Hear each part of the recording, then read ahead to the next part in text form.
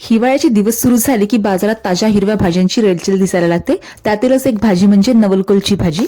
या भाजीमध्ये फायबर भरपूर प्रमाणात असतात, ज्यामुळे तुमचं पचन सुद्धा सुधारतं आणि ज्यांना डायबिटीज आहे त्यांच्यासाठी सुद्धा ही भाजी खूप फायदेशीर आहे. भाजी बनवायला खूप सोपी आहे. चला तर रेसिपीला सुरुवात करूया. सर्वात आधी भाजीला स्वच्छ धुवून मी त्याची पानं तोडून घेतली आहेत. आपण ही पानं भाजीत सुद्धा घालणार आहोत. याची पानं सुद्धा खूप पौष्टिक असतात. आता नवलकोलचा जो वरचा भाग आहे तो जाडसर असतो, त्यामुळे तो काढून घ्यायचा. तुम्ही सोलून सुद्धा घेऊ शकता. याचा वरचा भाग काढून घेतला की भाजी थोडी मऊ होते आणि लवकर शिजते. त्यानंतर याचे आपण मध्यम आकाराचे काप करून घेऊ.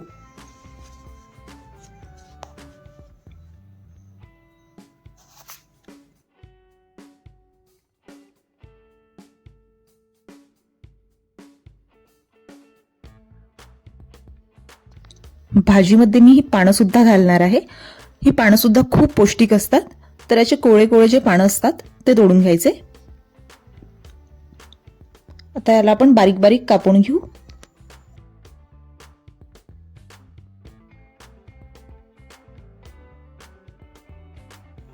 आता फोडणीसाठी पॅन मध्ये तेल घेऊ.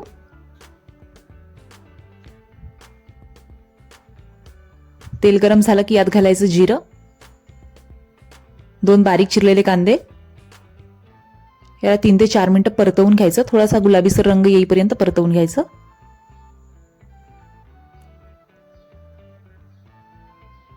त्यानंतर घालायचे 5 ते 6 कढीपत्त्याची पानं. याला सुद्धा एखादी मिनिटं परतवून घ्यायचं.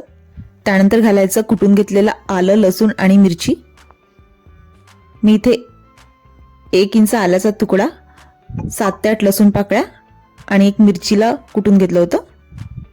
याला 2 ते 3 मिनिटं परतवून घ्यायचं. त्यानंतर घालायची थोडी हळद, अर्धा चमचा तिखट, अर्धा चमचा धनेपूड आणि चवीपुरतं मीठ. याला एखादी मिनिटं परतवून घेऊ.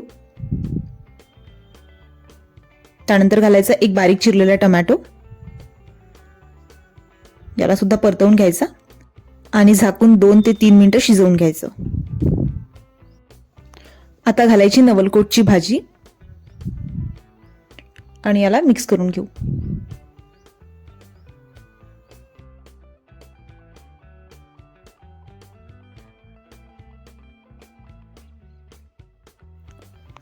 त्यानंतर यात घालू अर्धा वाटी भिजत घातलेली चण्याची डाळ.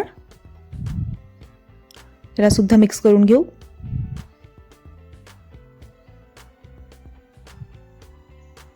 आणि 5 ते 6 मिनिटात याला झाकून शिजवून घ्यायचं.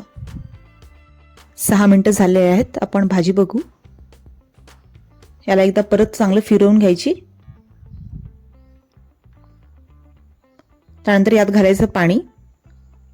मी थोडं थोडं करून 1 वाटी पाणी इथे घातलेलं आहे.